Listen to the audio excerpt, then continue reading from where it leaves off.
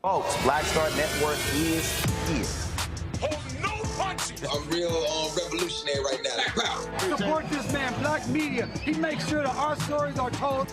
Thank you for being the voice of Black America, Roland. Stay black. I love y'all. All momentum we have now, we have to keep this going. The video looks phenomenal. See, this difference between Black Star Network and Black-owned media and something like CNN. You can't be Black-owned media and be scared. It's time to be smart. Bring your eyeballs home. You dig?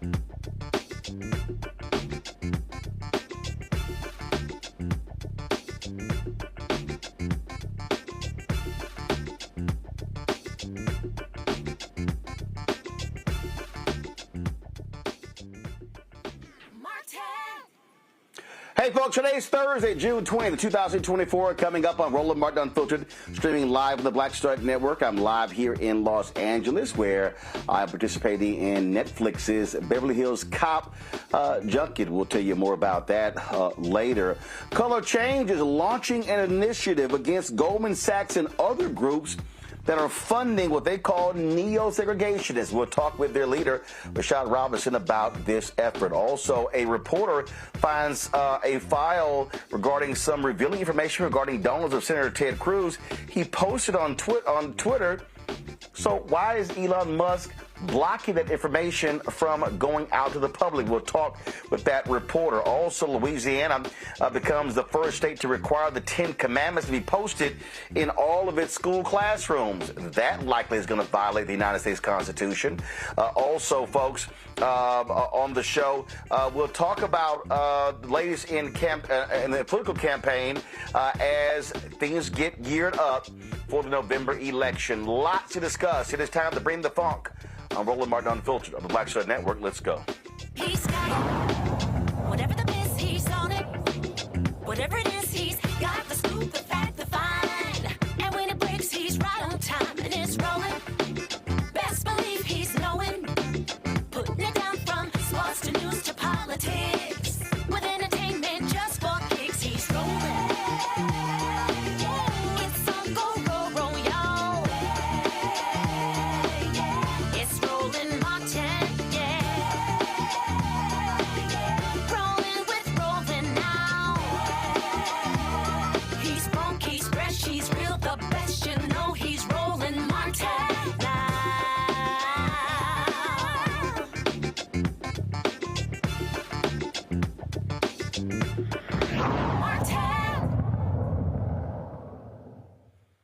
Folks, we look at the attacks against African Americans and others across the country. You have these folks who are neo-segregationists. The issue is, how are they being funded? Well, today, Color Change launched a campaign against Goldman Sachs Foundation, Fidelity Charitable, Schwab Charitable, Vanguard Charitable, and National Philanthropic Trust. They say that they are funding groups, individuals like Christopher Rufo, Stephen Miller, Chris Kobach, and Ed Bloom. Color Change says they've received some $24.5 million from these groups in the last several years. Joining us right now is Rashad Robinson, who is the president of Color Change. Rashad, glad to have you here. So, Rashad, walk us through this. And so, how are they funding these hardcore, right-wing neo-segregationists who are attacking a number of programs that specifically benefit African Americans and others? Thanks for having me, Roland. So basically, we've been working with researchers and others for quite some time, really looking into how these folks, as well as other white nationalists and other white nationalist sympathizers, are getting their money. And what we've been able to identify is that, at these institutions, Goldman, which you named, Fidelity, Vanguard, National Philanthropic Trust, they host things called donor advised funds, these funds where people put their money in, and they're able to move it without a lot of sort of fanfare behind the scenes, oftentimes getting 501c3 write-offs, tax benefits for giving this money, and not a lot of transparency. And so money goes to these places. Goldman employees are sometimes given matches for putting money into these donor advised funds, meaning they put money in and then the company puts money behind their money, doubling or tripling those donations. And what we've watched over time as a result is now you have this well-organized, well-financed, sort of secretive program of funding the very people who are attacking us. Meanwhile, when Goldman or these other companies say they're supporting us or supporting black-owned companies, they launch big press releases. And then when they come under attack, they slowly and quietly pull back that money, all while giving money to the institutions funding us. It is the kind of ultimate trick bag that we're being put in. And I think it's really important that we hold these institutions accountable, that we highlight this, that we raise it with employees, but most importantly, we raise it with people who are putting their money in, that we're not going to let them do this in silence. So again, for people who don't quite understand, and I have been saying this on this show, trying to people understand, you have a well-connected, well-funded effort that is targeting black folks in all these different programs. This is not just happenstance when you look at these lawsuits, you look at how they're raising their money, when you look at where the money is coming from. You have folks with significant positions who are doing this, and they are specifically attacking programs that help African Americans. None of these people are working for free, Roland. And so part of, what I've always looked at, and you know this because we've come on and we've talked about this stuff for years, is that you always do have to follow the money because the infrastructure is being supported. I mean, they're going after our money, right, in some ways. They're going after the supports in the infrastructure. The attack on the Fearless Fund is an attack on a piece of infrastructure that is trying to make it create economic opportunity for black women, right? And so they're not doing this without resources and with support. And some of the same people in the institutions that say that they love us, that say that Black Lives Matter, that pledged all sorts of money and support, have now sort of turned around and are now moving money to our very opponents. And it may seem like they're playing both sides, but they're actually not. It's been $24.5 million that we've been able to sort of identify that it's gone to neo-segregationists and related groups just from these sort of four sort of charitable trust. When we get on the phone with, let's say, a Goldman Sachs, something they'll say to us is like, oh, we know that some of our money went to Ed Blum or Stephen Miller or Chris Kobach. We know that some of our money went there, but we also donated money to black women. As if donating money and supplying resources to black women organizations is the other side of donating to white nationalists. It's also just an offensive affront that there's like two sides to the story of white nationalists. There's two sides to the story of segregation. There's two sides to the story of closing the door to educational opportunities, closing the door to employment opportunities, closing the door to government contracts, because that is exactly the sort of world that these neo-segregationists are trying to promote, and they're promoting it with dollars and money from people who, stand up during Black History Month and try to claim that they're supporting us. Well, and when you talk about Goldman Sachs, and so they announced this, big fund helping black women, but that's the very type of programs that Ed Blum is trying to get rid of by suing. Absolutely.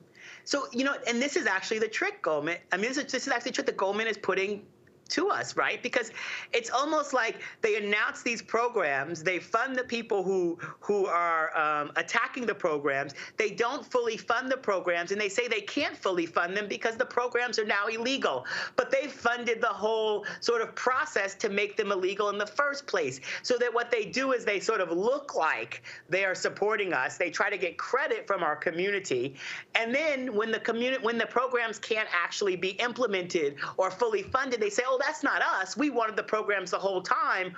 We just can't actually do it because of new restrictions or new laws, but not telling us that they actually funded the process to get to those restrictions, to get to those laws, because they actually, at the end of the day, didn't really want a world of diversity. And you only have to look at sort of their senior level management. You only have to look at sort of the people in the most senior level positions of power in these companies to say that they have done an awful job of diversity in their own house. So this funding or these claims of funding that are starting to dry up are not just a mistake. They're drying up because it's fully the intention of these companies to never have to fully make good on these commitments.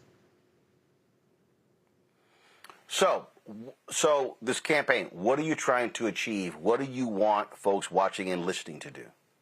So we want you to go to colorofchange.org. We want you to sign the petition. What we are doing is we're now raising attention around these donor-advised funds. Over the coming weeks, we're going to be sort of exposing more donor-advised funds. We're in behind-the-scenes conversations with these companies. We will be also trying to unearth the donors that are, putting money into these funds, but also putting folks on notice. Part of the challenge that we have, Roland, is that the only people that we we see speaking right now and pushing back as the other side. They're going after our resources and our money. And Color of Change is a national civil rights organization that doesn't raise money from these corporations. We're fully focused on what does it mean to hold them accountable. And so we will be pushing back. We will be exposing their donors. We'll be engaging with attorneys generals in states because some of these companies made really big statements in 2020 about the money they were giving to Black equity and Black equality, and didn't make good on some of those commitments. But when making those commitments, they got all sorts of stock bumps. They got all sorts of publicity, and they didn't make good on their fiduciary responsibility to actually deliver on those commitments that they made public. So part of this strategy is really shining a light and shedding a light. It is making sure that there are a lot of people who have their money inside of donor-advised funds at Goldman and Fidelity and Vanguard. And we've seen this over the years. After it was exposed that a number of the people, the donor-advised funds at Fidelity, were funding groups that were involved in Charlottesville in 2017 and other sort of white nationalists. We launched a campaign and engaged to get people to move their money if Fidelity didn't change their behavior. We know some of these donor-advised funds have changed some of the relationships they've had to funding things like guns and other things. So we know they can make changes when pressured and when pushed. And now is an opportunity because the world is changing, and the question is what side are they going to be on? And we cannot, expect these companies to do the right thing if we don't demand it. But also, I think what has to happen is we as Black folks have got to stop excusing people under the guise of, oh, let them secure the bag. And I guarantee you, some people are going to say, oh, Rashad, look, I hear what you're saying, but, they're doing some good things with some brothers and sisters. They're funding some organizations. They're cutting some checks. And so, you know what? Y'all really shouldn't go after these folks. That literally is a mindset that we see in our community a lot.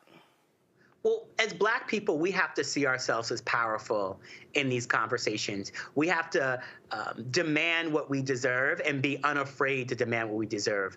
Right now, we are watching the Jewish community take no prisoners on the issues that they believe impacts their communities. We've watched LGBT communities hold companies accountable and take no prisoners when it comes to issues and investment.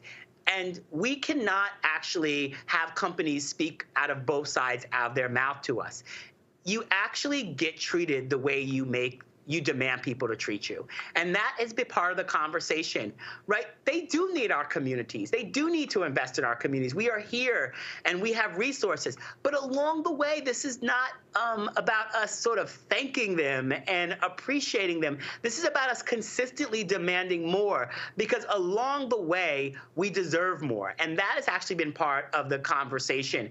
And so we shouldn't think about this as like, what is the floor? But we actually have to really look at what is the ceiling and continue to sort of focus on the ceiling. And so I actually do hope that the campaign that we are running and we are pushing does unlock more opportunities and more resources for Black women, for Black entrepreneurs, for Black men entrepreneurs, for Black young people, for the range of our community who deserves a fair shot at equity.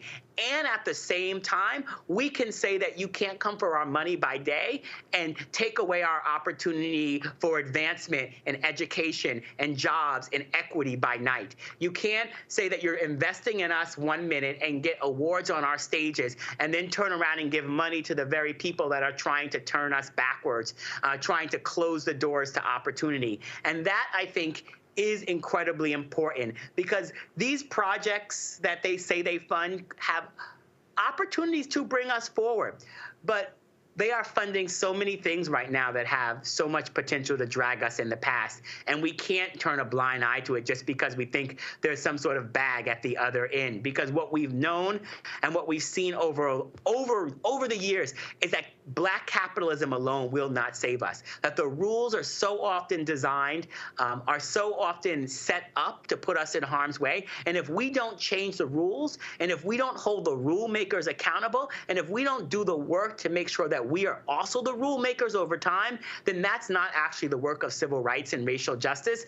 That's the work of appeasement and really just trying to be in the room when there's so much opportunities for us to build our own rooms. All right, tell folks where to go for more information. Go to colorofchange.org. You can sign up there. You can engage. You can go to Color of Change on Twitter, Color of Change on Instagram. There's information on the petition and the campaign. Please share and sign and elevate and amplify the work that we're doing here.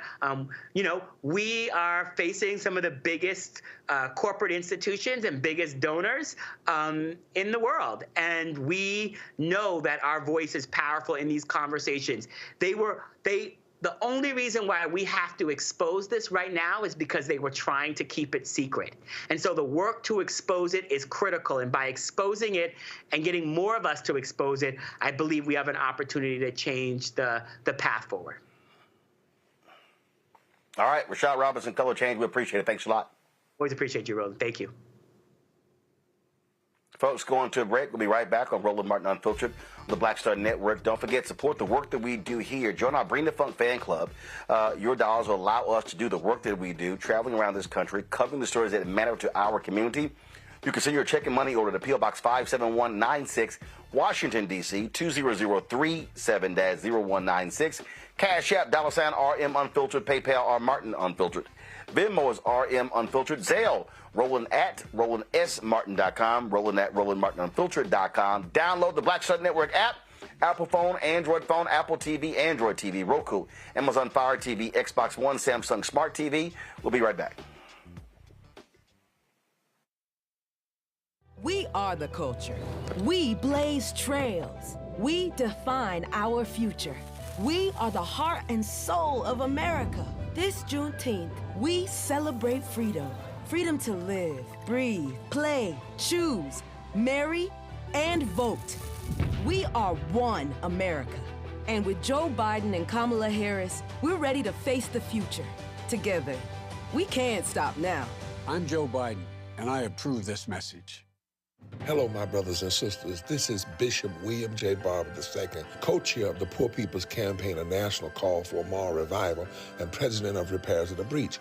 And I'm calling on you to get everybody you know to join us on Saturday, June 29th at 10 o'clock a.m. in Washington, D.C. on Pennsylvania and 3rd for the mass Poor People's Low-Wage Workers Assembly and Moral March on Washington and to the polls, and the post effort to reach 15 million poor and low-wage infrequent voters who, if they vote, can change the outcome of our politics in this country. Our goal is to center the desires and the political policy agenda of poor and low-wage persons, along with moral religious leaders and advocates. Too often, poor and low-wage people are not talked about, even though in this country today there are 135 million poor and low-wage persons. There's not a state in this country now where poor and low-wage persons do not make up at least 30% of the electorate. It is time that the issues of poor and low-wage people be at the center of our politics. Living wages, health care, things that matter in the everyday lives. We will no longer allow poverty to be the fourth leading cause of death in this country. We must let our voices be heard. Join us. Go to our website, www.poorpeoplescampaign.org. RSVP. Get others to come. Get a bus. Get a van. Get on the train. Come and let our voices be heard and our votes be felt. Lift from the bottom so that everybody rises.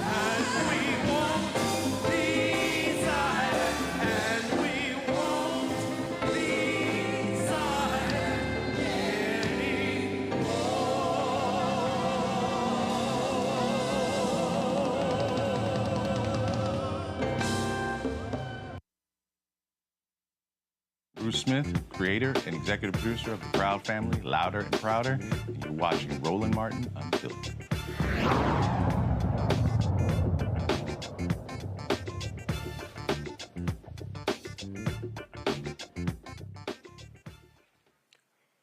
All right, folks, here's our Thursday panel. Reese Colbert, host of the Reese Colbert Show on Sirius XM Radio, joining us out of Washington, D.C.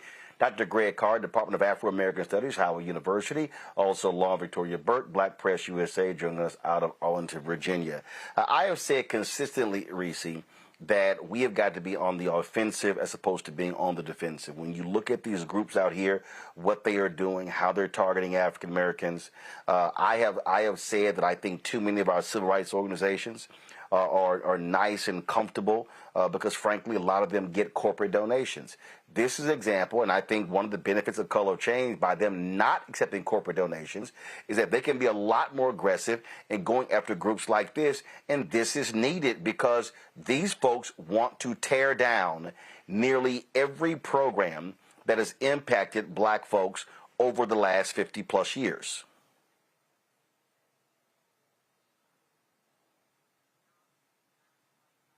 A lot of times Ed Bloom Reese, is... we can't hear you. Oh. Okay, there you go. So go ahead. Okay. I wasn't on mute, so you can hear me now? Okay. Yeah, we got you now.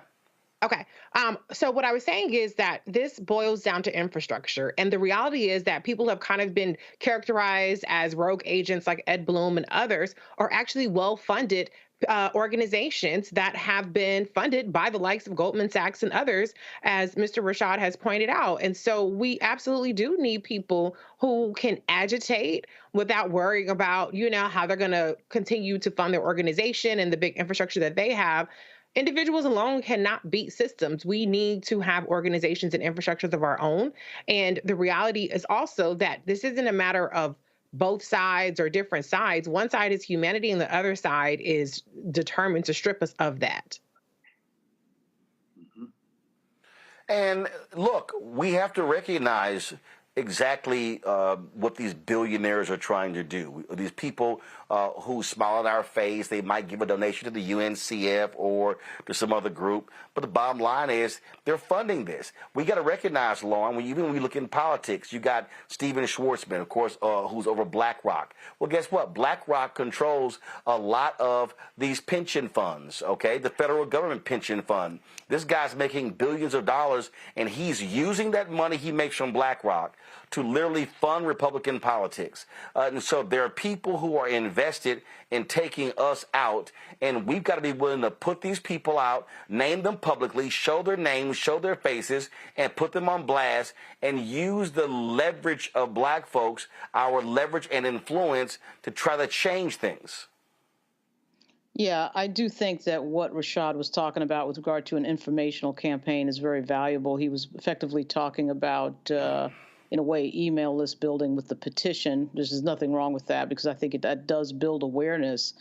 But at the end of the day, I do think when we're talking about money, conversations around boycott and pulling certain money out, I think are a lot stronger than just awareness, because I think awareness can be a little bit overrated. We thought the same thing with regard to police brutality, that, of course, things being on video would make people more aware about police brutality. And it turns out that we're just seeing it on video now, and it continues, right? So I do think that we could learn a little bit from AIPAC and some of these other groups that are very effective at the money game, which is that they don't let the dollar bounce outside of their community, and they really fund other people in their community. And when you do that, you build wealth and you build power and you build the fear needed, because quite frankly, fear works.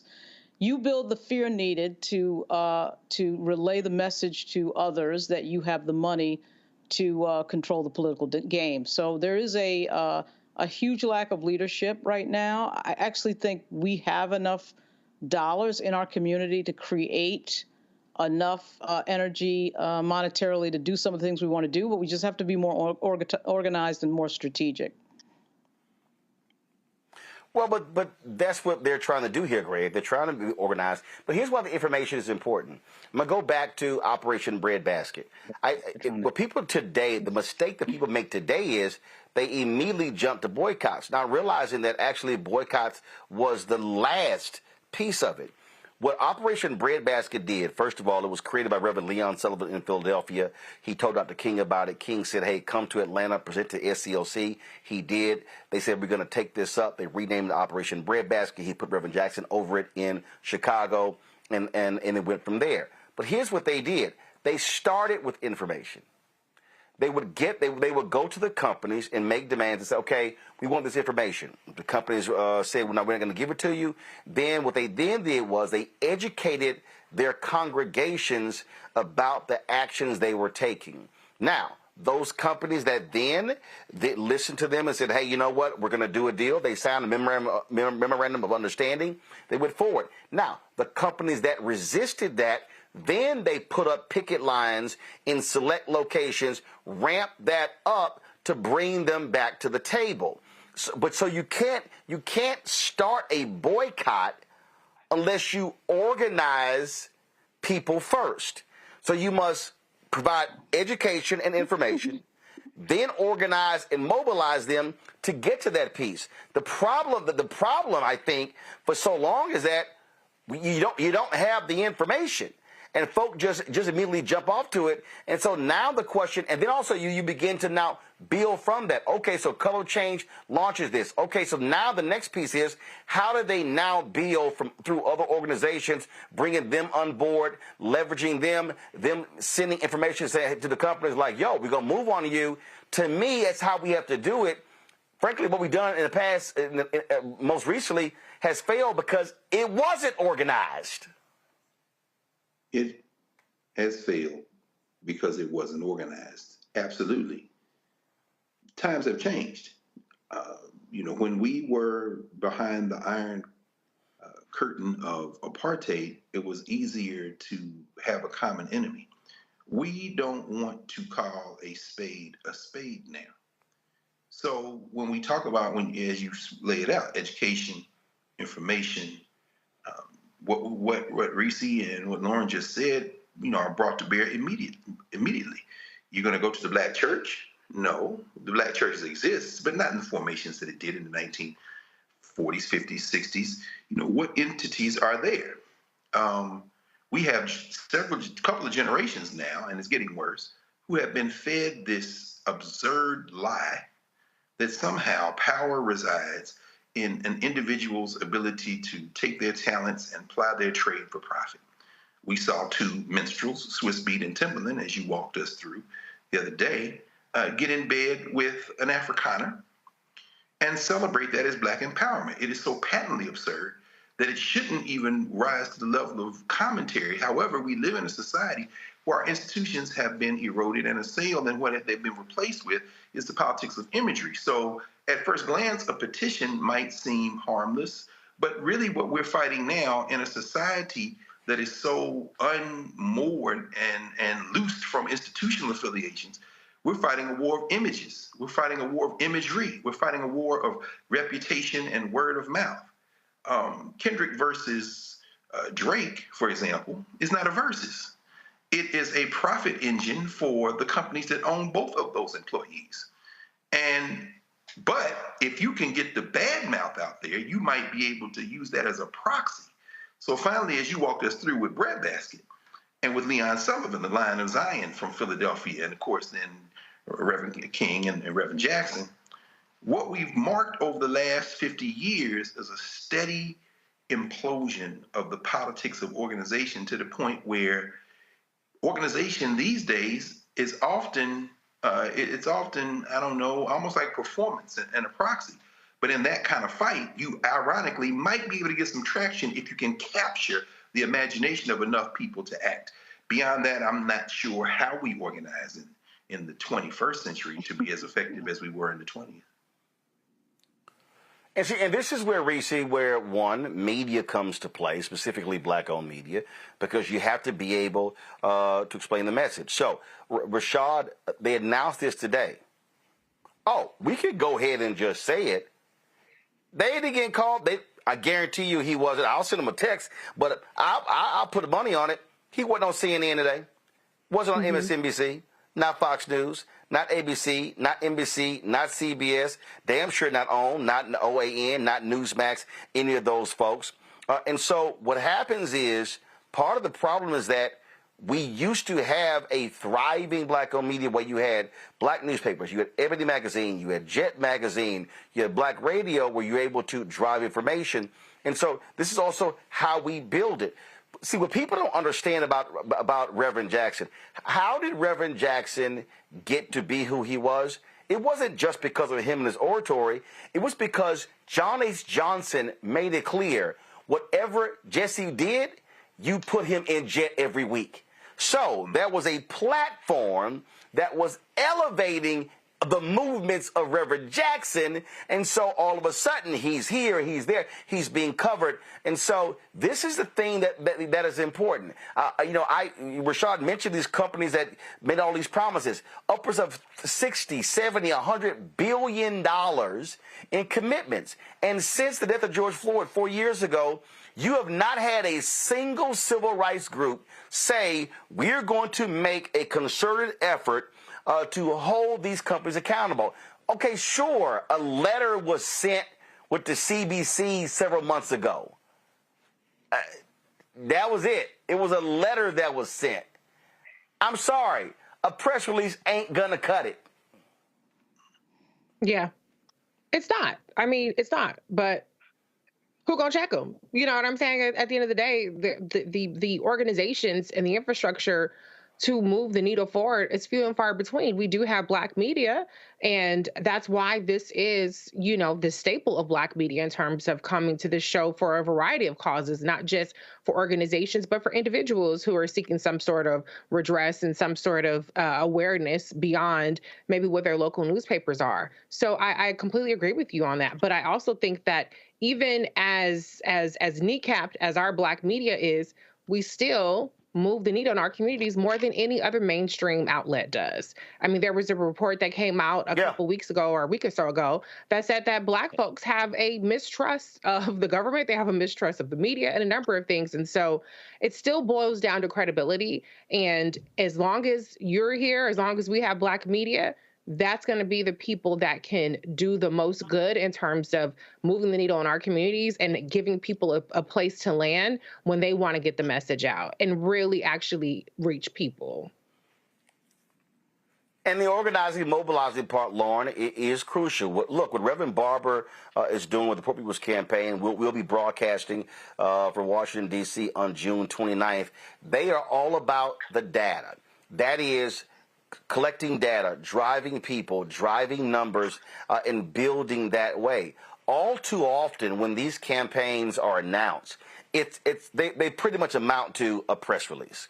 And I remember during the Congressional Black Caucus Foundation, AOC, that was sort of this emergency meeting that was called to deal with the issue of wealth creation in Black America and what happened with Ed Blum and stuff. And so, Congressman Stephen Horsford and others called this meeting. And so, all of a sudden it's a private meeting, but when you walk in, it's like 70 plus people in this room. That was what CBCF was in September. Yeah, I remember. I was there. It's June. I was in that meeting. It's June. Here's the deal. It's June. Has there been any follow-up? Nope. In fact, several of the key people who presented in that room, including the Black Economic Alliance, I've been trying to get them on the show since then. Nothing. And I'm like, so for me, I'm tired of people making announcements and they don't follow up. So I appreciate that what Rashad just said is how they're going to build this, because really Black America has been failed by meetings and gatherings that result in another meeting or gathering being planned and nothing following up after that. Yeah, I remember that meeting you're talking about, Roland. I was, in the room for that. But back to what Dr. Carr said, activism has been replaced by optics and minstrelsy. I am not convinced that a bunch of strategic conversation is needed to make an impact. With the level of influence that Black people have on social media and with the media that we do have. I mean, when you see something like, I think the group was called Michigan for All in Michigan, where they said, okay, everybody, let's just vote uncommitted in the primary. And then they got 100,000 people that voted uncommitted. I mean, they were willing to stand on that moment of protest that got a ton of media And of course, it scares. No, but Lauren, you're making a mistake, Lauren, that was Lauren, that was organized. That wasn't just, hey, wasn't vote uncommitted. That actually, no, that's not true. That's not true. No, Lauren, that's not true. Remember. How long did they organize that? No, Lauren. When was the Michigan primary? How long did they take to organize that, Roland? What I'm telling you is that was being organized over a period of 3 to 4 months. Remember, that same effort was happening in other states. And when it got to Michigan, you had local groups, you had Muslims, local organizations. That was actually being organized. That wasn't by happenstance, which is my point here. The only way we're going to move the needle is you have to have data. You have to have information, because you must empower the people to even know what the hell they're protesting. Well, I think too often we've had protests and folks don't even know what they're doing. So a 90-day, so it took them 3 months to get 100,000 people to vote uncommitted, which is really kind of unprecedented in a primary. That's a pretty short period of organization. That's pretty impressive. I'm just saying that we as African Americans have more power and influence than I think we give ourselves credit for. We do show up, we do participate, and we do have a history of being involved. And when we strategically become involved, even with a short amount of time of strategic conversation, we get a lot of attention when we do that. And so, but I do think what Greg said. But you just used the key word, strategically. Yeah. Strategically, the root word of strategically is strategy. It can't be enough. I'm just going to use a perfect example. Why did the Colin Kaepernick protest, or whatever you want to call it, why was it an abysmal failure? Wasn't organized. It was an idea. It wasn't organized. It was just kind of like, okay, well, in this city we're going to do something, in this city we're going to do something, and then it was kind of like, well, it kind of fizzled out because it wasn't organized. There was no strategy. It wasn't strategic. And so I think that is what is needed. There has to be a strategy behind an effort in order for it to actually be effective. If you come in with no strategy, this is what Goldman Sachs is going to be. Yeah, okay, all right, we'll give you a meeting, but we know this ain't going nowhere. But trust me, if they realize it's a strategy, that's a different conversation, Lauren. So the strategy is to build off of a petition? No, the strategy, first of all, is you have to, the first thing you got to do is you have to make people aware of the issue. That's first. 2, provide them with the information of who the target is. 3, gather additional information and then begin to build your coalition to move against the individual. Now, this is no comparison to what they did. So when I was on the board of NABJ, and when Jeff Zucker had no black senior executives and no black direct reports, okay? So NABJ, fine, we sitting here, okay, want to meet with them, and then CNN is like, yeah, we'll meet with the board, we're not going to meet with Roland is included. Okay, we knew what the hell that was all about. And so we get to put the thing together. Now, this is why I told the folks at NABJ, oh, sure, we're the world's largest minority media organization, but Jeff Zucker had previously blown NABJ off. So what we then did was I said, okay, fine, so we're going to issue our statement. I said, but we need to actually have, Reese is going to love this here, we need to actually have memes, graphics, and information that we can now distribute across social media platforms and folks can actually share. So people on the board was kind of like, well, do we really need that? I'm like, yeah, it's called a campaign, y'all, because we're trying to get a net result. What I then did was I then said, all right, I called the alphas. I need a letter in 24 hours. President Ward, not a problem. Now all of a sudden, that became another news story. Then the Deltas dropped a letter. Then the Omegas dropped a letter. And so I was building that. So what did they then do? They named one sister, Janita Dew, who's a lawyer, to a diversity position. I said, we ain't satisfied. That's not a news position. Then they named a digital person. I said, not satisfied. That's not a linear position. In 2 months, they had to name 5 black senior executives because we kept dropping new letters because I was building a coalition. So, but you got to start with the information. Otherwise, people kind of like, why in the hell are you protesting? So I think what they're doing is right. Now the question, Greg, from this point forward, how do you build upon this to now be able to impact change? And what I'm laying out is literally Operation Breadbasket, their entire strategy that Martin Depp laid out in their book, Operation Breadbasket, 1966-1971. Yes, I think Reverend Barber probably comes as close as anyone.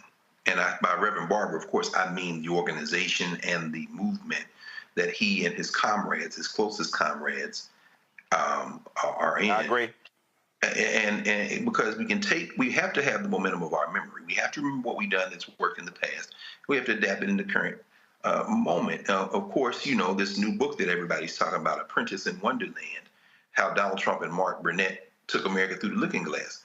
Donald Trump is a joke, but he is a reality show star at a moment of national idiocracy. And anytime you've got an idiocracy like the United States of America, a reality star can be president. Stephen A. Smith could be president. Hell, anyone could be president. Kendrick Lamar could be president. I mean, because it's about image, it's about manipulation, it's about visibility. And when you see Reverend Barber putting those deep roots in, roots that you, as you're walking us through right now, remind us have to be at the heart of any successful organizing work. He also, because he's very good at capturing imagery, backed by data, he's here, to Reese's point, on the importance of the black media. And then he shows up, as he did a couple of days ago, on Comedy Central with Jon Stewart, walking him through his newest book, White Poverty. Which by the way, he sent me a text and he said, Roland, by you continually putting us on the air, the other networks watch. He said, and that plays a role in how we get booked other places as well, which explains why you got to have black media doing its job. Greg, go ahead and finish. And what you have just done is do exactly where I was going, except you put it more succinctly. That is exactly right. Again, this space, they're all watching this space. And those who will choose on the side of our common humanity, as Reese has said, will feed from this space, which is not all we want, because this is the other piece of it. You can't just source from black media. You must support black media materially. You see, these billionaires may or may not be racist. The Bill Ackmans, who clearly have a bee in their bonnet around race, as Claudine Gay at Harvard. Yep. But when you have someone with a vile, miserable racist policy making portfolio like Stephen Miller goes nowhere without the billions. But these billionaires are protecting their interests and their moneyed interests, their wealth interests. Yep. And they are willing to cater to the lowest common denominator. So finally, if the Jon Stewarts of the world or wherever are going to source from black media because they are now scared and are willing to come out and draw the bright line, they must also back that with their dollars. And that, I think, is what you've been saying to us since the beginning, since before the beginning, but certainly since the Black Star Network has come into existence. Well, since you spoke of donors, we're going to have a guest next who found a file of Senator Ted Cruz filled with lots of donor information. He posted a lot of this on Twitter. Guess who blocked it from going out? Elon Musk. I wonder why. We'll talk to that reporter next on Roland Martin Unfiltered on the Black Star Network. On a next A Balanced Life with me, Dr. Jackie, we meet Ricky Fairley. She was given a death sentence by her doctor 11 years ago.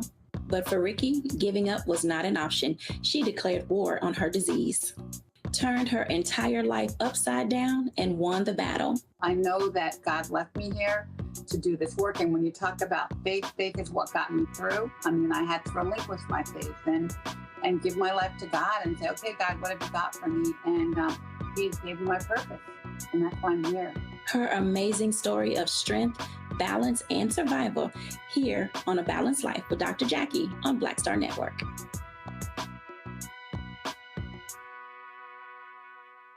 Me, Sherry Shepard, and you know what you're watching, Roland Martin, Unfiltered.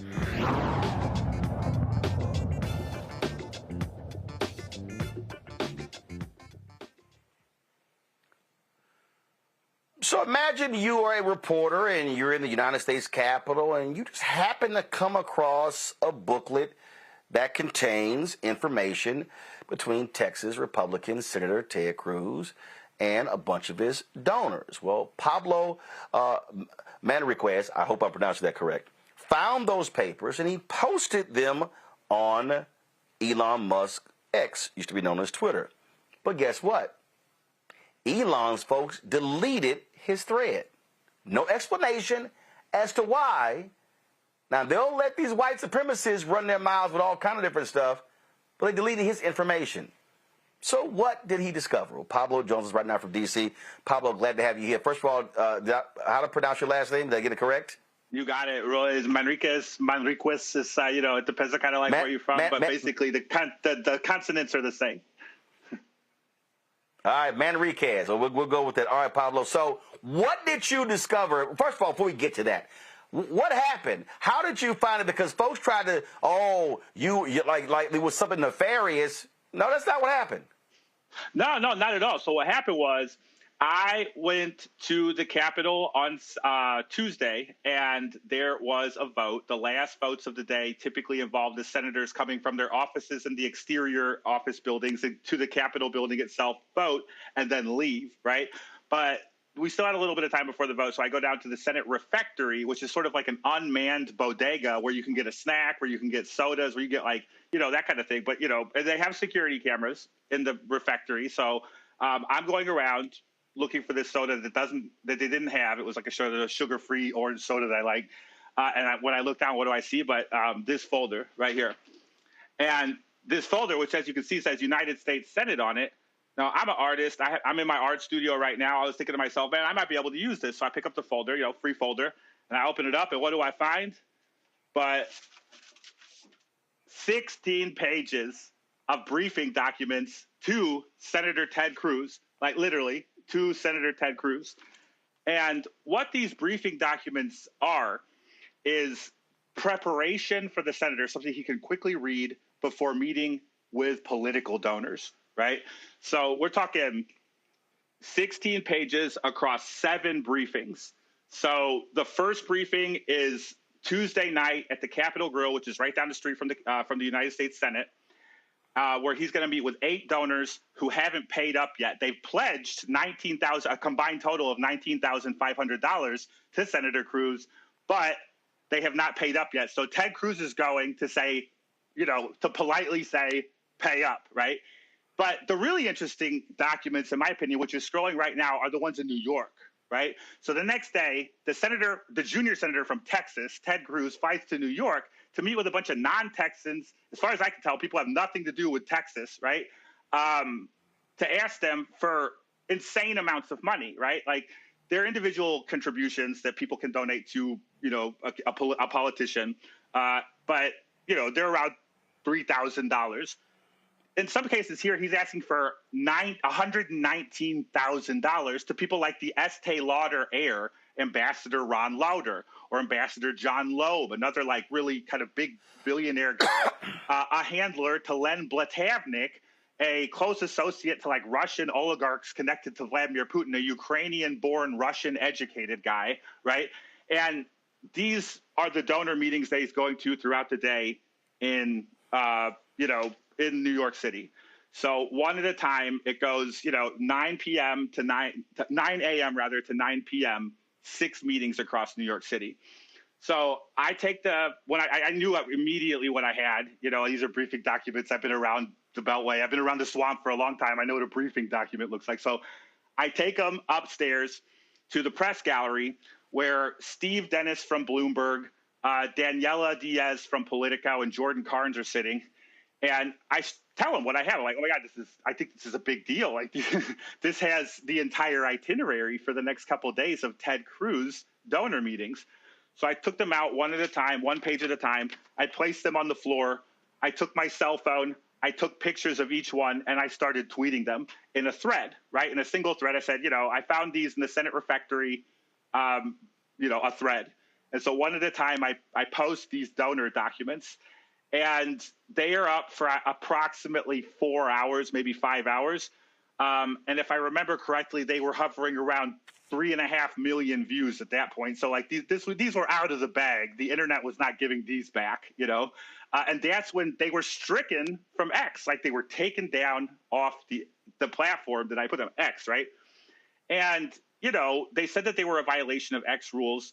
In my humble opinion, that is actually a correct assessment. They were actually a violation of X's rules. You're not supposed to put addresses, personally identifying addresses and phone numbers of people on X. I have since reposted them without that information. I took a little bit of black paint and a paintbrush, and I redacted them last night. Very, I've never redacted anything before, so this was something new. And I posted them, and they are now on X. You can find them at capital.press if you want to see them.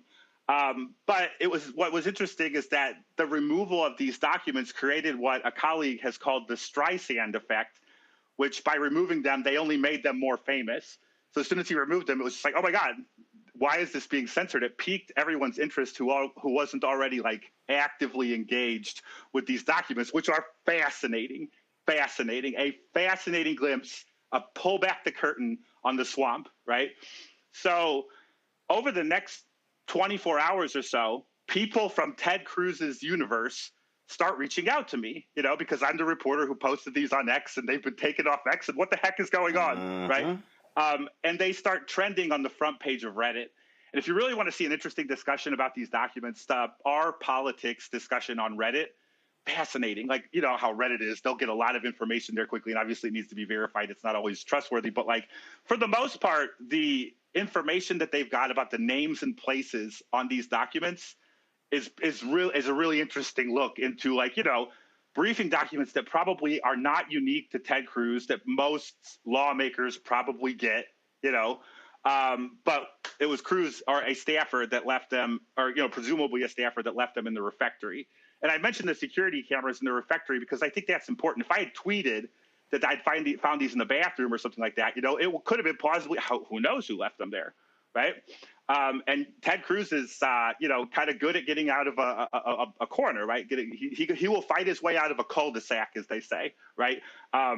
In his political instincts. But now in the refectory, whoever left them there is footage of them leaving them there. And if this does become an issue for the Ethics Committee, which would have direct jurisdiction, the Senate Ethics Committee would have direct jurisdiction over the illegal use, or it's illegal to do campaign work in your official capacity as a senator. And when you are on the physical grounds of the United States Senate in our United States Capitol, it is completely, definitely inappropriate, but illegal, right, to be doing that work. So to find these documents in the refectory of the Senate, in the first floor of the Senate, where there's 2 security cameras, one over the cash register and one on the broader room, right? It does create a really interesting scenario. It does create a really interesting set of questions that I will be pursuing aggressively henceforth. Now, the Senate left today, and they're not back until August 8th, which sucks because I finally got Ted Cruz at the last vote of today. I tracked him down. I was waiting in the tunnels. My colleagues text me, he's upstairs on the 2nd floor. I go bombing up the steps, right? And as soon as I get up the steps, I get to the steps that they're just like, he just went out the door. He went down the Senate steps. But as a report, only senators and their aides can go down the Senate steps. So I have to go all the way around through the building. And when I get out into the parking lot, he is getting into his car. There's a reporter from ABC News who's asking him a final question. I finally got to him. I'm like, Senator, any comments on the secret campaign fundraising documents that I posted, And he just looks at me with a big Ted Cruz smile, nah. N-A-H, nah. And drove away. So more to follow. You know what I mean? This is going to be a slow-moving story. First of all, yeah. So, but here's the deal, though. But by finding the documents, what it does is it gives people an inside peek to how nefarious these folks are, how they are controlled by donors, how much time they spend, and how they cater to folks. And here's what I love what you said when you said, "Oh, he's running around trying to get these people who know nothing, who are not from Texas, don't have interest in Texas. Look, I'm born and raised in Texas. I'm still registered to vote in Texas, and so this is how the politics works. And as you said, they're not supposed to be doing this on the grounds, but the fact of the matter is, they do. And so I'm sure that whoever that staffer was, they probably don't have a job by now by this getting out. But the camera would know. And you got to remember, Cruz liked the tweet a couple years ago that was a porn tweet, right? Like, and he blamed it on a staffer. He was like, "Oh, that was just a staffer using my Twitter account," right? Now, the rumor is that that staffer made it because, you know, Ted Cruz is a political animal, and the smartest thing you can do in this situation is to go tell the donors when you meet with them in New York, "Yeah, this staffer has been fired," right? "I apologize that your information was put on the internet," right? But then you go to that staffer behind the scenes and say, "Listen, I'm keeping you, obviously, right? But now you owe me your career," you know? Because he didn't put the staffer out to the wolves who allegedly liked the tweet, right? And again, this is just my hypothesis. This is not confirmed reporting, but we're not able to confirm any reporting until they get back on July 18th, right? July 8th, after the 4th of July break. But yeah, that, you know, I don't think that the staffer got fired. A lot of people, to answer your question, I think your question, I don't think the staffer got fired. That would not be Ted Cruz's style. Well, the thing here, again, I hope people understand that donors run politics, not voters. They pay attention to donors. Questions from the panel or comments? Lauren, you first. Pablo, you're a painter. Yes, ma'am. Your paintings are up in the press gallery on the third floor, correct? In the radio TV gallery. Oh my God, they totally are. Yes, they're quite good. I've seen them. Thank you so much. So as a staffer on a few political campaigns, those documents are really familiar to me. And it actually is not that uncommon that people leave things like this around and they get found by somebody in this way. But it is an interesting inside look. Typically, donor lists are shared by the same party. The donors are shared by the same party. And of course, the meetings and the staffing and the briefing are kind of a familiar thing. I used to I worked in the U.S. Senate in another life. And so has anybody approached you? It's really not in any way theft, of course, but none of the police or anything like that have bothered you, correct? Correct. No, I have gotten no reprimand from anybody, including Ted Cruz and his staff. Everyone, except for a couple of randos on the internet, have said, "Yeah, this guy just did." There is a question as to whether or not I should have shared the addresses and the phone numbers, and to avoid getting them stricken again on X. If I find another folder full of gold, then I will. I brought a tube of paint and a paintbrush to the Senate that's at my desk above the Senate in the radio TV gallery, actually, where the paintings are. And so next time I find them, I'll just run up there real quick. Boop, boop, boop, boop, boop. But they're going back on Twitter, so the staffers should know, right? They should keep track of these folders, or whoever has them. But honestly, the building should know, and America should know, that they should not be fundraising in the building. That's not acceptable under no founding father or anybody else thought that was what that building was going to be for. It's unacceptable. It's illegal, right? And frankly, I want to see who left it there. I want the Senate Rules Committee Chair, Amy Klobuchar, and the Senate Rules Committee Ranking Member, Mike Lee, right, to get the tape and refer it to the Ethics Committee. What you found, though, did not – I just looked really quick at your Substack, at the documents. Did one of the briefings indicate that a meeting, a fundraising meeting, was going to be in the U.S. Capitol? Or was it just that you found the documents that makes you think that – because, in fact, a staffer can carry the documents in, but you're correct, they cannot fundraise in the U.S. Capitol. So did one of the briefings – was a briefing to take place in the U.S. Capitol? No briefing in the Capitol at all. Okay. So it could be the case that like a staffer, I guess if I was making a plausibly deniable scenario for myself, if I was that staffer, I'd say something to the effect of, well, I came in with the notebook and then I left it there, but I really had grabbed the wrong notebook. This policy notebook about the latest law Senator Ted Cruz is going to put in was in the car, right? But it's tainting. There's a funk to it. And I think that people get that, and no one is going to believe that it's not happening in the building when a folder that says United States Senate, not Ted Cruz for Texas, but United States Senate on it, is full of these documents. Right. You know what I mean? That's my thought. Hold tight. Hold on one second. I need to go. I'm running out of time. Let me quickly go to my other two panelists. Reese, go. I just want to know. Hold on, guys. Please. Kill the music. I just want to know, is there any indication that Senator Cruz actually took these meetings that were scheduled for yesterday, or if he took any number of them? I was not able to ask that question today because I got him getting into the car, but I am looking forward to asking those questions when he returns on July 8th. No, to answer your question, not yet. He has not admitted to the meetings, and the people who he was supposed to have met with have not confirmed them. Greg Carr? Thank you, Roland, and thank you, Mr. Rodriguez. We know that dialing for dollars is how everybody gets elected these days.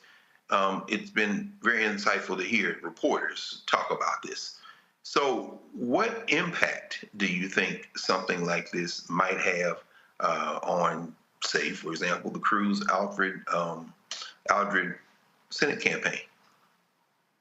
Well, if I'm Colin Allred, given that a lot of these donors were former Hillary donors, that to me is something that's really interesting, and it kind of tears at Ted Cruz's credibility as a far-right darling. I mean, he gets on his whole thing is own the libs, and yet he's going to New York City, a place that he complains about constantly as being crime-ridden and terrible, to fundraise from Hillary Clinton donors, the donors of the pariah of the far right. So there are so many contradictions in here that I think that, like, if there's a small impact, at least the messaging that can happen, is Colin Allred could capitalize on that.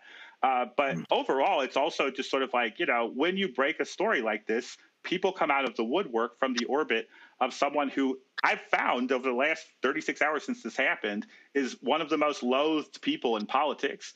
So if anything, it's more like the reporting to come that I think that Colin Allred's campaign, I don't know if they're going to participate in it or not. I haven't really reached, I've spoken with them. They reached out to me about this, but I don't have anything in particular related to that because I'm a Hill reporter. I'm very hermetical in my beat. I'm not going to Texas to cover this or anything like that. I'm going to stay on Capitol Hill and keep finding more folders full of things so I can post them on the internet and come on the legendary Roland Martin show.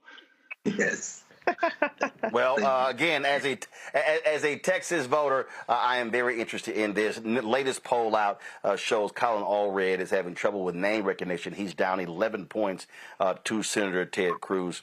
And so he's got a lot of work to do over the next 5 months to make that ground up. Pablo, great work. We certainly appreciate it. And let's see what happens next. Thank you for having me on, Roland. Thanks a bunch. All right, folks. Appreciate it. I appreciate it. Thanks a lot.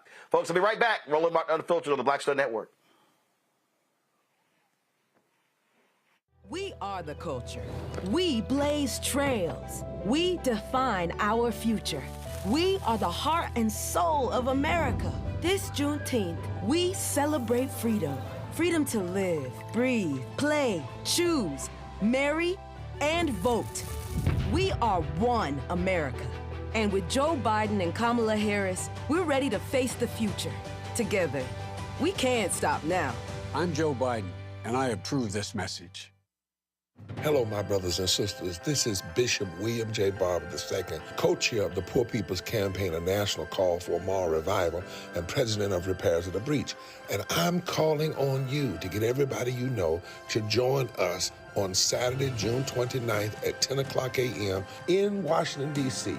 on Pennsylvania and 3rd for the mass Poor People's Low-Wage Workers Assembly and Moral March on Washington and to the polls, and the post effort to reach 15 million poor and low-wage infrequent voters who, if they vote, can change the outcome of our politics in this country. Our goal is to center the desires and the political policy agenda of poor and low-wage persons, along with moral religious leaders and advocates. Too often, poor and low-wage people are not talked about, even though in this country today, there are 135 million poor and low-wage persons. There's not a state in this country now where poor and low-wage persons do not make up at least 30% of the electorate. It is time that the issues of poor and low-wage people be at the center of our politics. Living wages, health care, things that matter in the everyday lives. We will no longer allow poverty to be the fourth leading cause of death in this country. We must let our voices be heard. Join us. Go to our website, www.poorpeoplescampaign.org. RSVP. Get others to come. Get a bus. Get a van. Get on the train. Come and let our voices be heard and our votes be felt. Lift from the bottom so that everybody rises.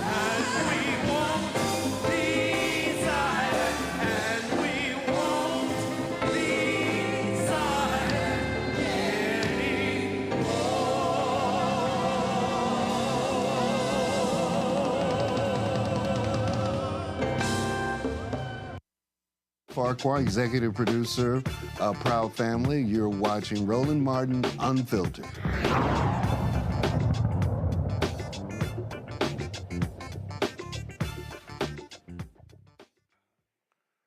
Well, when you elect a MAGA governor, this is what you get. Jeff Landry signed into law, making Louisiana the first state to mandate the 10 Commandments to be placed in all classrooms in the state of Louisiana. So he is so proud of this. They say that it needs to be in clear, legible fonts. Now, keep in mind, you do have a separation of church and state. You've had these sort of things happen before, but this is exactly what you see. Now, mind you, this is the same folks in Louisiana that refuse funding from the federal government when it comes to meals for students. And so it's amazing how they put the 10 Commandments up, but the question is, are you going to follow the 10 Commandments? Several groups like the American Civil Liberties Union say the law violates separation of church and state in public buildings and would impact students' education and safety. Devon Ombres, the Senior Director of Courts and Legal Policy at the Center for American Progress, joins us right now. Devon, I think about this. Reminds me of when Roy Moore elected this massive monument, this 10 Commandments monument in the courthouse in Alabama, and he was ordered by federal judges to remove it. He lost. What's the difference between that and what Jeff Landry is trying to do here? There's a lot more different judges on the Supreme Court these days and Justice Alito is not afraid to let his ties to Christian nationalism fly just wide out in the open like his flags. And so the point there, what you have is by having these 6 conservative Supreme Court justices, what folks like Jeff Landry are banking on, that these individuals who they believe that Christians are being persecuted, they believe in religious liberty, they are making rulings that are allowing religious institutions to be able to do things in the public space that up until the last few years has never been allowed. Absolutely. The 2022 Kennedy ruling about the football coach who was having prayer services on the 50-yard line changed the game in amending how the Lemon test was used to determine whether the state was, endorsing a religion. But I tell you what, you go back to the case that this is identical to in 1980, Stone versus Graham about it was the state of Kentucky putting up the 10 Commandments in classrooms, and it was a 5-4 decision. And the 4 dissenting justices said that there was a little sentence at the bottom that said this is part of a secular teaching about how the 10 Commandments have been used throughout American history. If you look at the actual bill language here, they put a couple of paragraphs that go up right alongside the 10 Commandments and discuss how the 10 Commandments have been used in public education throughout history. And I bet you dollars to donuts that this Supreme Court is willing to uphold that secular basis as a reason to allow these 10 Commandments to stay up in classrooms. But anybody with two functioning brain cells to rub together can tell you 100% that this is the state endorsing religion, violating the wall between church and state. And I watched the legislative debate this morning about this bill. They went through the whole rigmarole saying this is a secular purpose, and then the authors about it went on and on and on about how we need to bring God's law back into the classroom, and this is honoring God's law. And you hear Justice Alito less than 2 weeks ago talking about how we need to bring America back to a state of godliness. Alito's already one vote in favor. This is what we always talk about. Elections have consequences, and those 237 Trump judges he put in place, remember, 100 of those were supposed to come under Obama, but Mitch McConnell blocked them, including those critical Supreme Court positions. Go to my panel. Thoughts on this? Greg Carr, I'm going to start with you. Thank you, Roland, and thank you, Mr. Holmes. You really kind of hit at the heart of the question I have for you. Given that the Christian soldier Alito is clearly willing to earmark everything as secular for his kind of fascist Christian purposes. My question is, do you see him and those who are thinking like him now in the court wielding this cudgel of it's a tradition? We saw it in Brewer with the guns, we saw it with abortion, and we certainly see in some of the political and some of the statements that Landry has made, the idea that not only is it secular, but it's an American value being used as an argument to give them some support for doing Absolutely. what they And do you find it at all intriguing that every time history and tradition and textualism is used by these justices, it seems to be whatever the founders were thinking or whatever the words used at the time that they were written seem to comport exactly with what right-wing people are saying in 2024. Could have happened in 1789, could have happened in 1866 with the Reconstruction Amendments. Whatever they said comports with what Justice Sam Alito and what Justice Clarence Thomas seem to think. And I'll even go you with a 2024 because of what happened in Alexander, where the court basically legalized racial gerrymandering.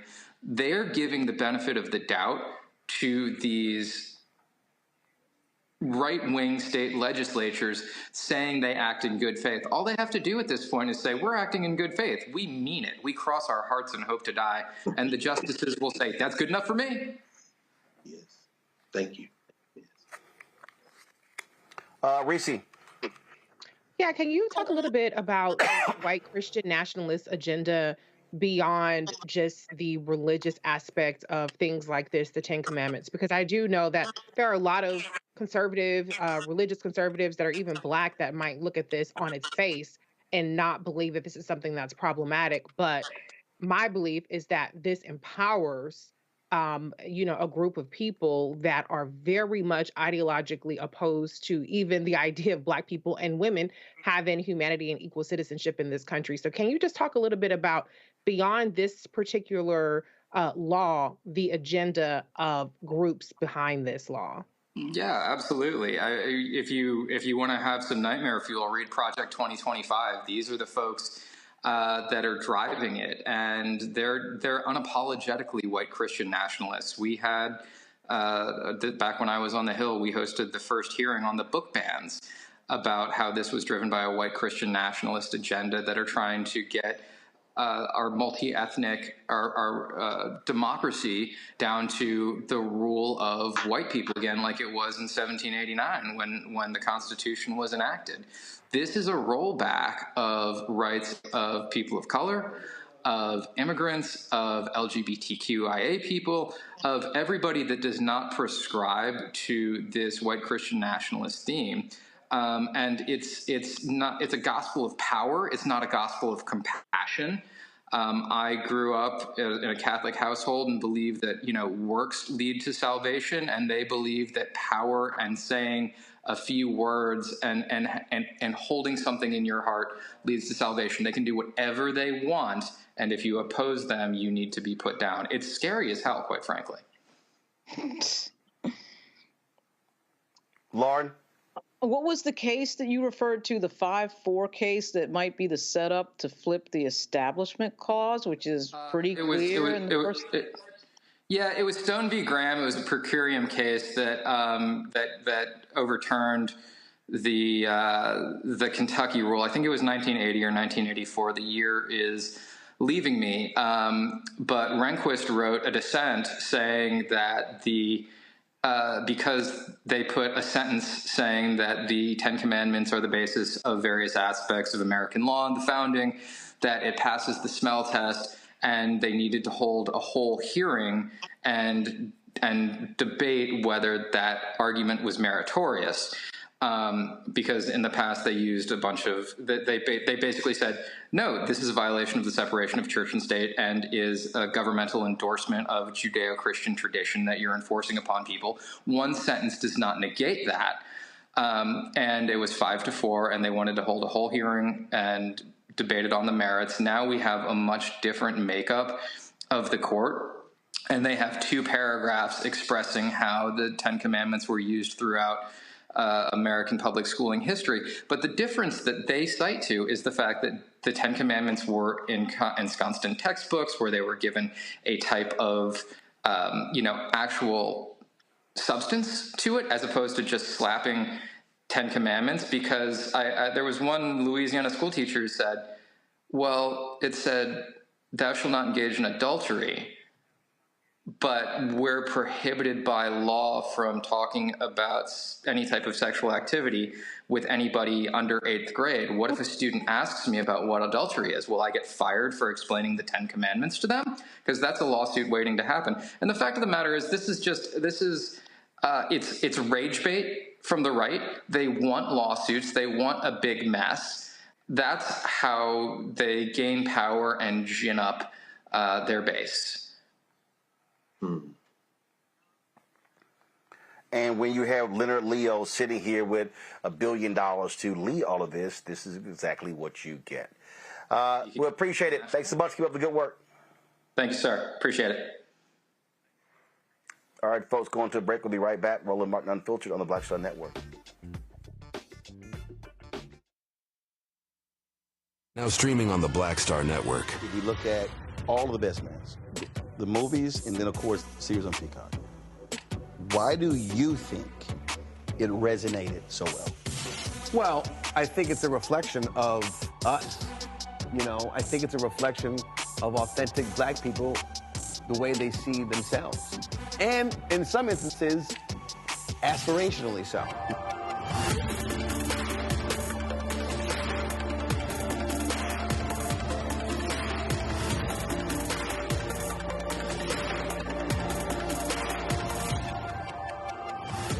Next on the Black Table, a man Cornel West calls the greatest democratic theorist of his generation.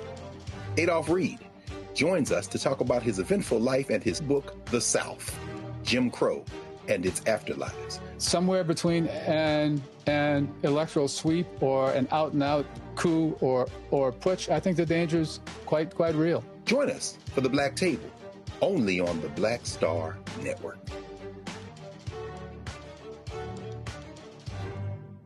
Hey, what's up, y'all? I'm Devon Frank. I'm Dr. Robin B., pharmacist and fitness coach, and you're watching Roland Martin Unfiltered.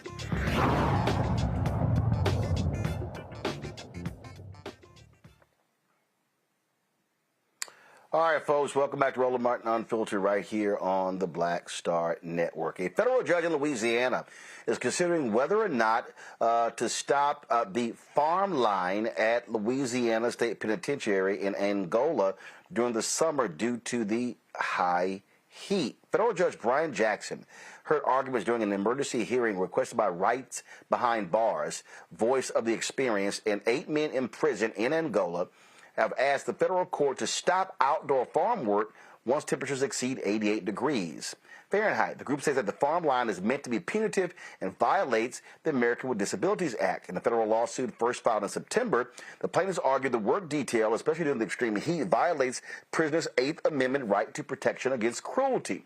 Now, here's the crazy thing. They're paid very little for this, and if they fall ill, they have to pay a copay of about $6. The pay is something along the lines of a couple of cents. Now, keep in mind, You have Republicans in Florida and Texas that also pass laws that Governors Abbott and DeSantis signed, idiots, that stop cities from passing laws mandating water breaks and things along those lines. I mean, these people, the fact of the matter is, Reese, these folks, they want to see people die. These people are so shameful and despicable, and they're so anti-life that they don't care about inmates or workers out there who are in the heat.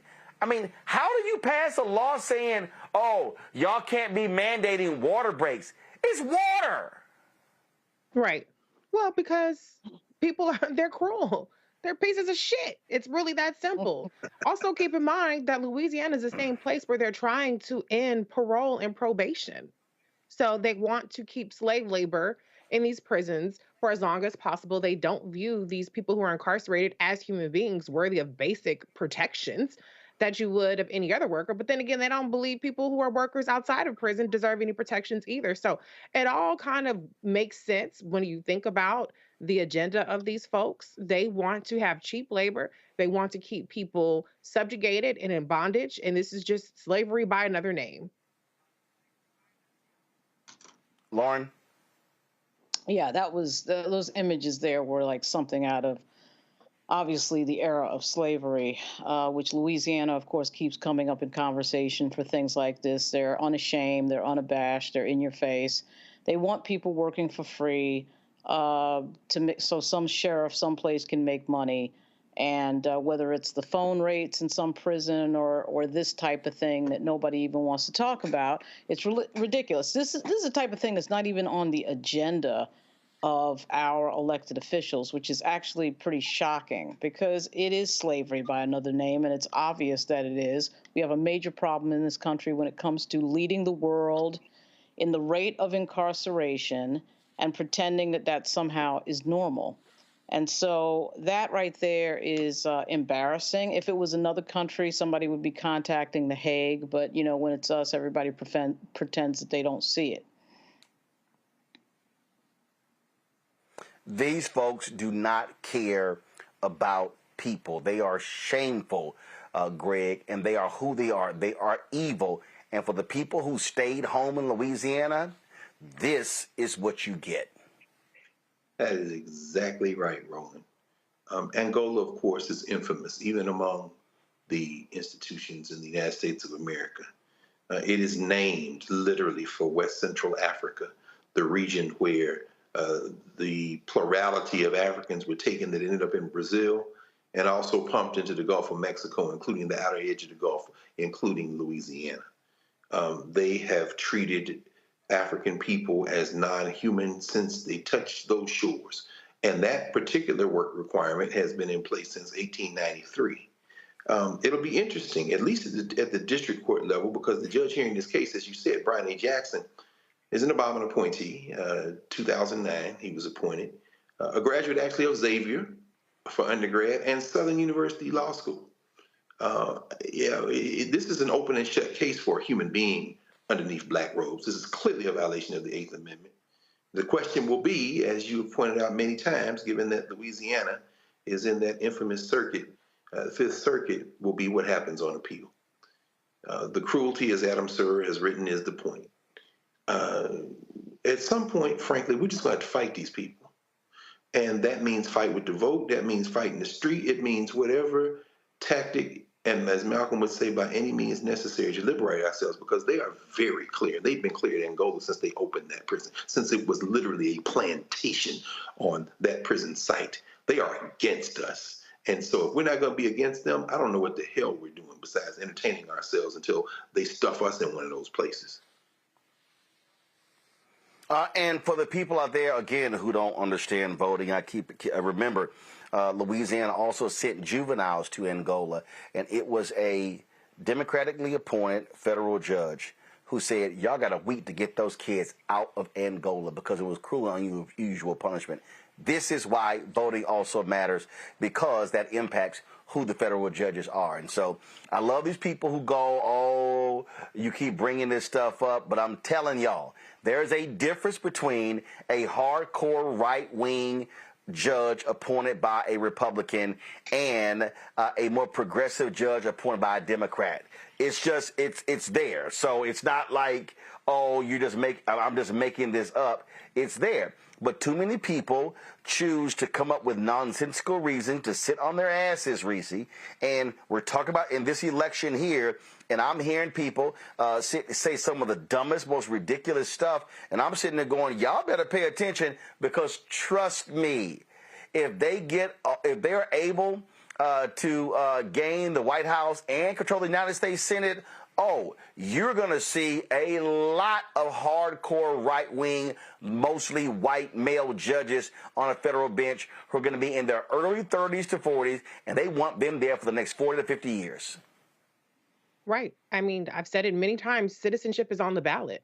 But I think we have to come to the realization that for many, I won't say all, people that don't vote because they don't give a damn. They don't give a damn about anything happening outside of their four walls of their home. And so injustice anywhere doesn't impact them until it meets them at their front door. Then all of a sudden we got to have hashtags. We got to be out in the streets, and everything that happens to them is a civil rights issue, even though all of this shit has been well known, well publicized, and we could have all gotten involved in the way that we need to put a stop to this. There's no mystery to how to put a stop to this. We actually don't have to. We physically don't have to organize in the way that our ancestors did, and many people who are still with us during the civil rights movement. It's as simple as going to vote. And yes, we get gerrymandered. Yes, we get purged from the votes. Yes, there's a lot of voter suppression, but there is still, even with all of that being baked into the cake, absolutely no motherfucking excuse to continue to abdicate your power in this system to actually make a change for society. So I'm kind of over the making excuses and over for stipulating all the ways that people make it harder for us to vote. And I'm just going to look at you dead in your face and say, what the fuck is wrong with you? What more do you need to see before you recognize the impact that your inaction, that your apathy, that your disillusionment, or whatever the hell it is that's motivating you to not give a damn, is having on the rest of society? And are you going to be satisfied with what happens when it meets you at your doorstep? If you are, then we don't have nothing to talk about. Also, another little thing here for the people who say, oh, Trump is no big deal, I'm going to go ahead and vote for him. I see some of y'all comments on Instagram. So, student loan debt relief. He said this at a rally in Wisconsin. What's going to happen if he gets in Oval Office again? Today is an illegal, unconstitutional amnesty without approval from Congress, no approval from the courts or the American people, but he never does that. He did that with the tuition, and that didn't work out too well. He got rebuked, and then he did it again. It's going to get rebuked again, even more so. It's an even more vile attack. But he did that with tuition just to get the publicity for the election. He doesn't care about that. He just wants to see if he can get it by the election. Trump adds the part that that you didn't hear there. Trump said, if I get back in, I'm revoking that $167 billion. All those folks who are talking about they considering voting for Trump, okay, go right ahead and see what happens. They are going to revoke that money. Lauren? Yeah, I mean, obviously, for African Americans in this country, the better choice, certainly in this particular race, would be Joe Biden. I'm not a particular fan, though, of criticizing black voters who may feel a sense of apathy. When we think about Louisiana and Angola prison, we've had some Democratic governors sitting there, and Angola prison was Angola prison when they were in office as well. I think that part of what we see with black voters is we've been through a lot. We do show up, and when we do show up, what happens is our level of showing up is not met with the political action that we put into this democracy. Despite everything that this country has put us through, we're the ones who fought and died for the vote. We're the ones who set the policy that has helped other groups.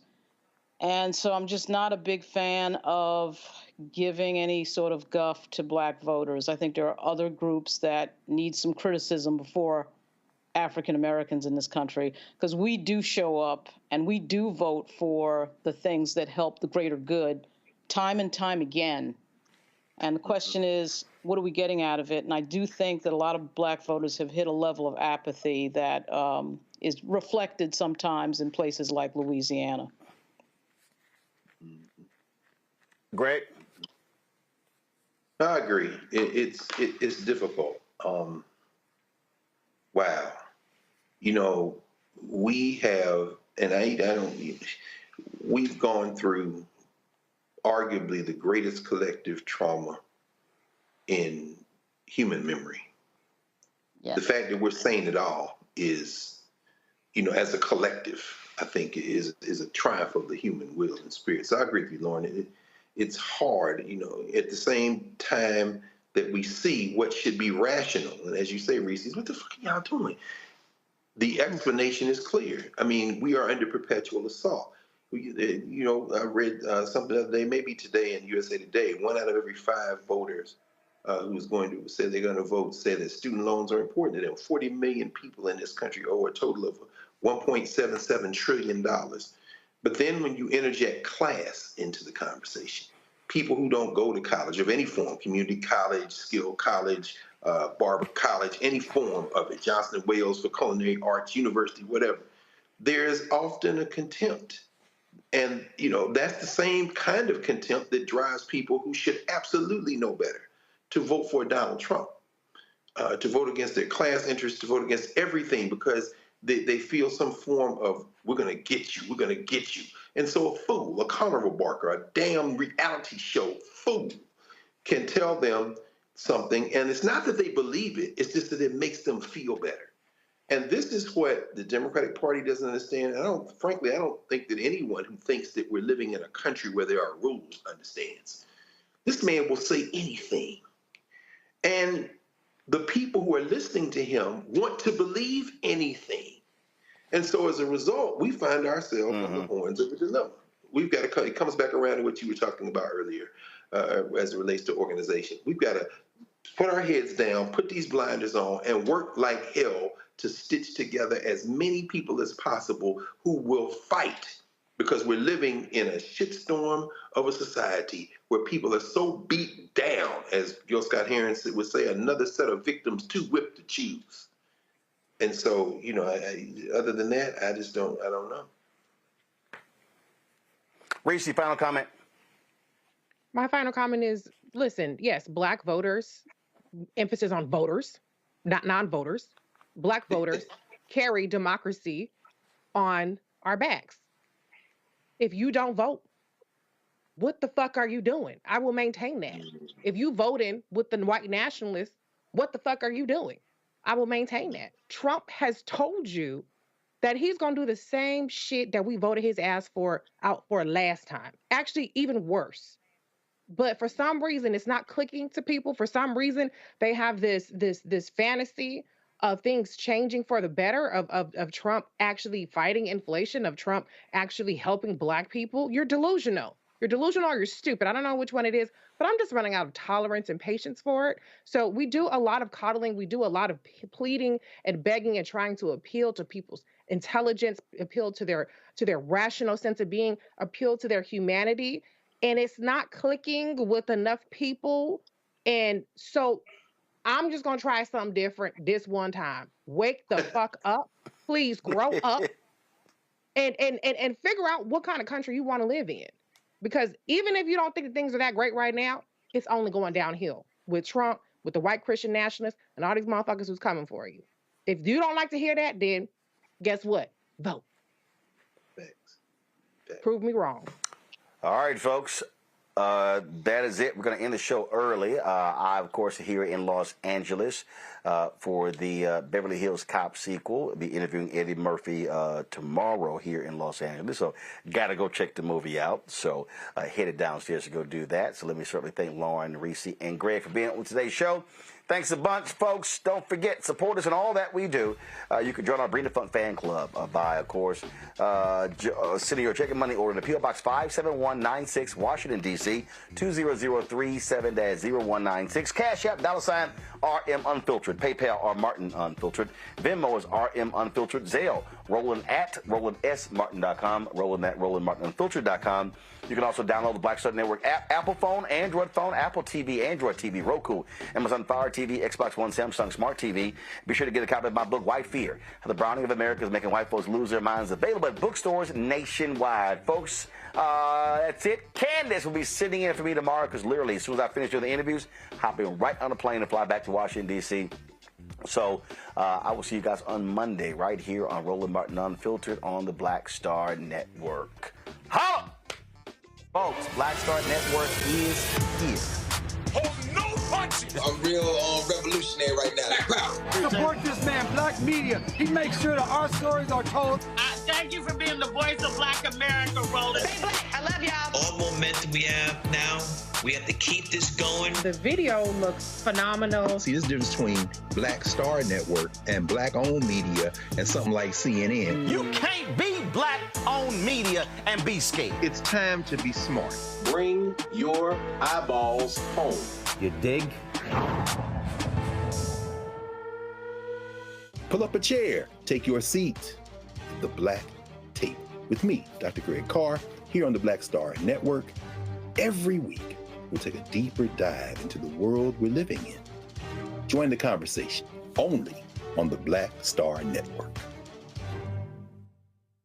Hi, I'm Dr. Jackie Hood Martin, and I have a question for you. Ever feel as if your life is teetering and the weight and pressure of the world is consistently on your shoulders? Well, let me tell you, living a balanced life isn't easy. Join me each Tuesday on Black Star Network for A Balanced Life with Dr. Jackie. We're all impacted by the culture, whether we know it or not, from politics